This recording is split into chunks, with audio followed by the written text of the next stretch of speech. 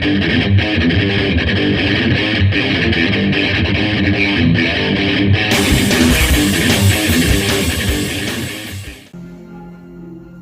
Zenny62, it's Joseph here with episode 2 reaction of Loki. So what do we have for episode 2? Simply the reveal of Lady Loki, also known as Brandy. Now, in episode 2 was basically Tom Hiddleston's character Loki kind of getting the 411 about being a TVA agent. Like Morbius, played by what's his name? Owen Wilson. And so through various little skits, they make it humorous with Miss Minutes and so forth. But the main theme of episode 2 was the sacred timeline. And so we have an explanation by Loki how he thinks, or what he thinks about possibly where this variant is, which, as we know and what we speculated, is Lady Loki. Now, his explanation was humorous because he uses Owen Wilson's salad as a plot point, or basically as a prop, to describe his theory that in any apocalyptic event that's going to occur, or that has occurred, that a variant could be hiding in one of those places, and that doesn't change the sacred timeline because it's something that already happened or will happen. And so he puts his theory to the test when Loki and Owen Wilson go back into time to 79 AD with the eruption of the Mount Vesuvius and Pompeii. And so it turns out that Loki was right with his theory, and therefore the whole episode is trying to find where exactly this variant, this Loki variant, is going to be and how to hunt him down. Now, prior to that, we see several events occur in the opening sequence of episode 2. We had them at a Renaissance festival in 1985, where the hooded variant known as Loki, soon to be revealed, is collecting all the time resets. That's a little canister that looks like a lantern that once it's being reset, it turns to purple and resets that whole time period. So she's there anticipating, or the hooded, which I guess I revealed it, Lady Loki, that's kind of a given. We all speculated that it's Lady Loki.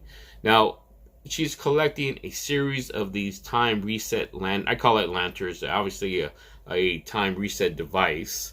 And she, as you see in episode 1 and throughout episode 2, she's consistently collecting them. We don't know what for. It's speculative at this point. But as we move further down, we find that Loki has discovered, looking at some files. So what we find is Loki, along with Owen Wilson, decide to split a huge file that has different apocalyptic events that happened in the past and what's going to be happening in the future.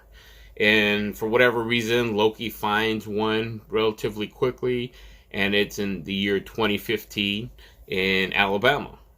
So this 2050 event occurs.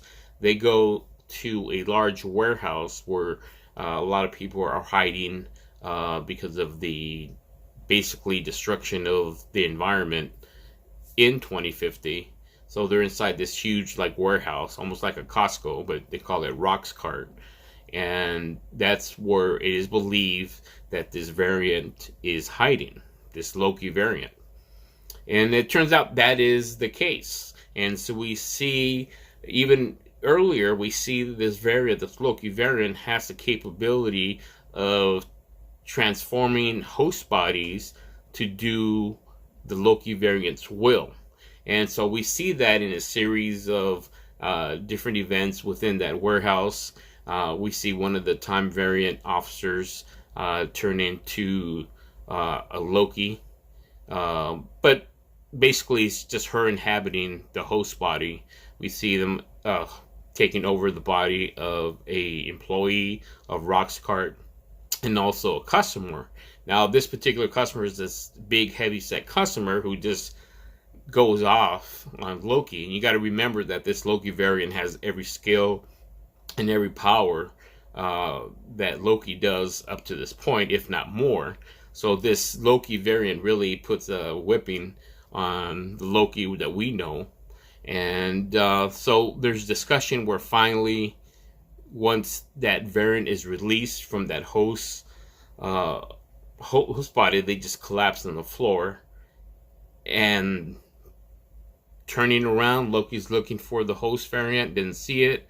Then all of a sudden, that shadowy figure with the hooded figure approaches, and it is revealed that it is indeed Loki, Lady Loki. She tells Loki, I don't like that. Don't call me that. Well, what do I call you? And she looks at her vest and says, call me Brandy. And that was earlier when she was under a host body. And so it is revealed that it is Lady Loki. She's basically creating a time bomb with all those reset devices. And she basically sets it to go off. And they all start going off, basically teleporting themselves into various time branches. And you see this explosion inside the TVA where they have a monitor basically monitoring the sacred timeline. And you see it just branching off to different nexuses, and that causes a panic.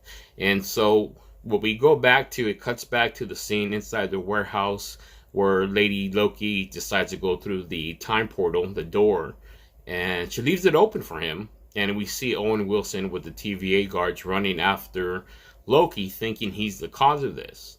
Now, not knowing what has happened previous to that, you see them out with their weapons going after Loki.